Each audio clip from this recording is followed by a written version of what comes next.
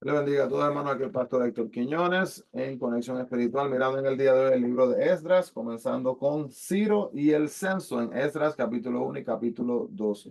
Señor, te adoramos y agradecemos y reconocemos, Padre, tu grandeza. Eres el camino, la verdad y la vida. Eres la respuesta para cada una de nuestras preguntas. Eres el Jehová proveedor, el Dios sanador. Padre, te pedimos por cada hermano, por cada hermana que se une con nosotros, conoces cada necesidad, suple de acuerdo a tu voluntad.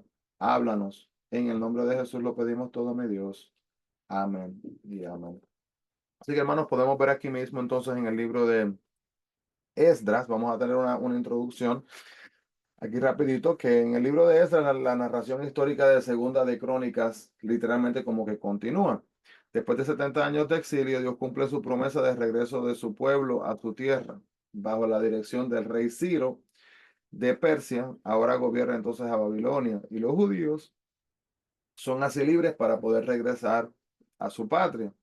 El primer grupo de repatriados reconstruye el templo en Jerusalén, capítulos del 1 al 6. Y 58 años más tarde, Esdras guía al segundo grupo, que es la mayoría de los sacerdotes y los levitas, de regreso a Jerusalén para reconstruir el carácter espiritual y moral del pueblo en los capítulos 7 hasta el capítulo 10. Podemos ver entonces asimismo acá que el pueblo de Dios pues ha pagado caro por su indiferencia entre lo que es la idolatría y por 70 años habían languidecido en el exilio babilónico. Pero aunque la situación parece desalentadora, Dios no los ha dejado ni olvidado. Al tiempo señalado, él levanta un rey pagano de Persia que se llamaba, como dijimos anteriormente, Ciro, cuya proclamación permite a los judíos regresar a Jerusalén y reconstruir el templo. Un evento, hermano, que había sido profetizado con todo detalle 2 siglos antes en el libro de Isaías, capítulo 44, versículo 28, y el capítulo 45 de Isaías, versículo 1 hasta el versículo 4. Solo un puñado comparativamente de exiliados responden a la invitación, dirigidos por Zorobabel y apoyados por el tesoro del rey.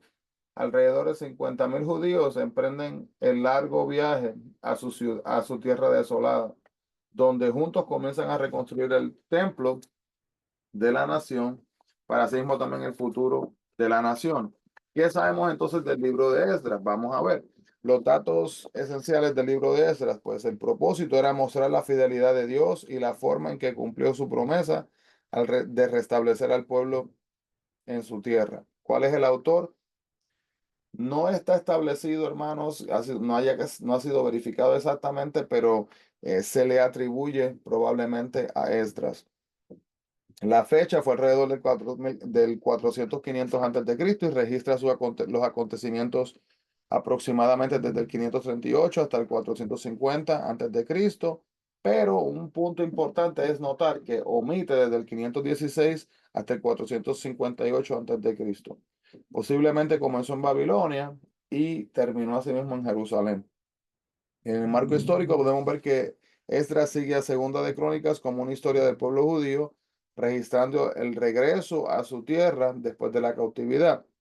Personas claves de esa historia son Ciro, Zorobabel, Ageo, Zacarías, Darío, Artajerjes primero y Esdras. Y los lugares claves son Babilonia y Jerusalén. Algunas características particulares de este libro es el hecho de que en la Biblia hebrea, Esdras y Nehemías eran un solo libro, y con Esther comprende los libros históricos posteriores a la cautividad. Estos libros son Ageo, Zacarías y Malaquías. Ageo y Zacarías deben ser estudiados con Esdras porque profetizaron durante el periodo de la reconstrucción. Así que como pasó en el mismo tiempo que estuvieron profetizando, tendría lógica, ¿verdad?, entender un libro junto a sí mismo con el otro.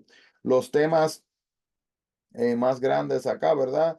Que son divididos capítulo 1 hasta el capítulo 6, versículo 22, es el regreso guiado por Zorobabel, cuando el primer grupo de los cautivos regresa a su tierra y el pueblo reconstruye el templo. Y la segunda sección del capítulo 7, versículo 1 hasta el capítulo 10, versículo 24, el regreso entonces guiado por Esdras. El segundo grupo de cautivos regresa a su tierra y Esdras se opone en ese momento a los matrimonios mixtos. Los temas principales, ¿verdad? Vemos acá regreso de los judíos, rededicación, oposición, la palabra de Dios, fe y acción. Y así vamos entonces a ver acá, capítulo 1 y el capítulo 2 de Esdras. Podemos ver que al Esdras, ¿verdad? Comenzar en el año 538 antes de Cristo, 48 años después que Nabucodonosor destruyera Jerusalén, derrotara el reino sur de Judá y llevara cautivos a los judíos, Nabucodonosor murió en el 562 y debido a que su sucesor no fue fuerte, Babilonia fue destruida por Persia en 539. Entonces Sirio ya había comenzado su incremento de poder en el cercano oriente al unificar en un imperio fuerte a los medo-persas. Y cuando conquistaba entonces las ciudades, él trataba a los habitantes con misericordia, a pesar de que no era un siervo de Jehová. Ciro fue utilizado por Dios para regresar a los judíos a su tierra. Entonces, Jeremías había profetizado anteriormente que los judíos permanecerían en cautividad 70 años, como lo dice Jeremías 25 del 11, el versículo 11 y el capítulo 29 y el versículo 10. El periodo de 70 años ha sido calculado de dos maneras. La primera manera es desde el primer cautiverio en el 605 antes de Cristo, como lo dice Segunda de Reyes 24:1, hasta que el altar fue reconstruido por los cautivos que regresaron en el 536 en Esdras capítulo 3 del 1 al 6. O desde la destrucción del templo en el 586 hasta que los cautivos terminaron la reconstrucción en el 516. Así que, hermano, primero que nada, es importante entender que Ciro no era judío. Y no siendo judío, aún así Dios obró por medio de él para hacer que los judíos retornaran a su tierra. Ciro dictó un decreto permitiendo su retorno y les dio protección, dinero y los artículos del templo que Nabucodonosor había tomado. Hermano, cuando enfrentemos situaciones difíciles en nuestras vidas y no sepamos cuál es la respuesta, Dios puede obrar así de manera milagrosa y hacer cosas que jamás pensaríamos que serían posibles. Ciro era rey de toda la región um, que una vez había sido Asiria y Babilonia. Dios tocó el corazón de los líderes, cabezas de familias, sacerdotes y levitas, y les dio un gran deseo, hermanos, en su corazón de regresar a Jerusalén para reconstruir así mismo el templo. Y los mayores cambios comienzan en nuestro interior, ¿verdad? Primero que nada, y después de ahí, hermanos, si deseamos y decidimos dentro de nosotros que vamos a hacer un cambio para honrar y adorar a Dios, vamos entonces a tomar los pasos necesarios. Muchos judíos decidieron regresar a Jerusalén, pero muchos más escogieron permanecer en Babilonia en lugar de regresar a su tierra natal. Cuando el rey Nabucodonosor saqueó el templo, se llevó muchos artefactos valiosos y lo que no se llevó lo quemó.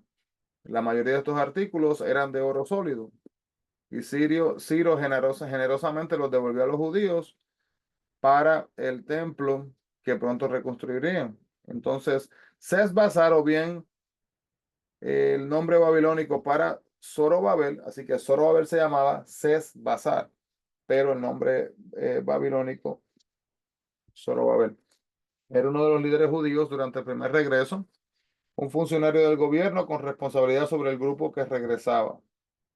Y las razones para que Sesbazar pudiera ser identificado con Zorobabel son, a ambos se les llama gobernadores y ambos pusieron cimientos del templo también. Y los judíos en el cautiverio a menudo se les daban nombres babilónicos, ¿verdad? Como pasó con Daniel y también con sus amigos. Y cada artículo de oro era un testimonio de la protección y el cuidado de Dios que tenían. En el segundo libro, ¿verdad? Vemos una lista grande de los cautivos que están regresando. Se menciona, ¿verdad? Que un Nehemías diferente al que reconstruyó los muros. Cuando vea Nehemías, pues no está hablando del Nehemías que nos viene a la mente el profeta, ¿verdad? Esta primera lista fue confeccionada con los nombres de aquellos hombres que eran líderes y la misma lista aparece en el libro de Nehemías 7:7. Estas personas eran las tribus de Judá y Benjamín y esta lista es el grupo mayor que retomaron dividida por familias o por ciudades Y podemos ver también que el versículo 36 comienza enumerando los sacerdotes, levitas y otros servidores del templo de igual manera. Las genealogías eran credenciales muy importantes para los hebreos, porque si no podían probar que descendía de Abraham, hermanos, no eran considerados verdaderos judíos. Eso es una cosa súper importante. Hermano, no importaba cuán lejos, ¿verdad? Fuera la descendencia, tenían que probar que ellos literalmente eran descendientes de Abraham para poder ser partícipes de lo que es verdaderamente ser un judío verdadero.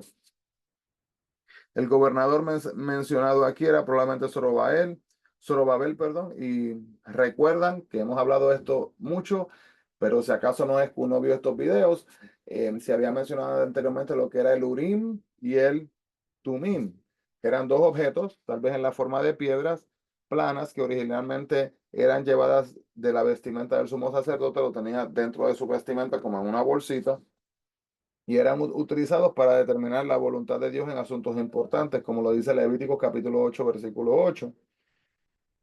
Entonces, conforme progresaba la reconstrucción del templo, todos contribuían libremente con ofrendas, de acuerdo, asimismo, con sus habilidades. Y vemos que los dracmas, cuando se habla de dracmas y libras, eran monedas de oro y de plata. El dinero que se dio fue suficiente para comenzar la reconstrucción del templo y el pueblo entregó todos sus recursos para que se usaran de la mejor manera y estaban entusiasmados y sinceros. Una pregunta, hermanos, que sería, jamás sabremos la respuesta, ¿verdad? Pero si esto nos hubiera pasado a nosotros, estuviéramos dispuestos a dejarlo todo para regresar a la tierra de nuestros antepasados, de nuestros padres, entendiendo que esa es la tierra que nos corresponde, la promesa de Dios, la tierra donde Dios nos quiere. Es una historia, ¿verdad? Que nosotros la leemos en el día de hoy como historia, como un cuento, pero hermanos, es historia verídica, una historia que impactó la vida de tantas y tantas y tantas personas y todavía impacta nuestras vidas en el día de hoy, en el año 2024. Todavía, hermanos, lo que está pasando ahora mismo en esta guerra que está sucediendo ahora mismo en Israel, con Hamas y todo eso. Hermanos, todo en realidad está conectado con la promesa que Dios hizo a sí mismo a Abraham y a la nación de Israel. Así que continuamos orando mucho por esto y que sea la voluntad de Dios. Señor, te adoramos y agradecemos, Padre, por esta palabra. Gracias, Señor, por recordarnos la importancia de la obediencia. Y también recordarnos, Señor, cómo tú estás dispuesto y puedes obrar en maneras que quizás parezcan sorprendentes para nosotros. Danos entendimiento, guíanos y que tu voluntad se mantenga siempre presente en nuestras vidas en cada decisión que tomemos. En el nombre de Jesús. Amén y amén. Dios le bendiga grandemente, hermanos. Bendiciones a todos y no se olviden, busquemos la presencia del Señor. Bendiciones a todos.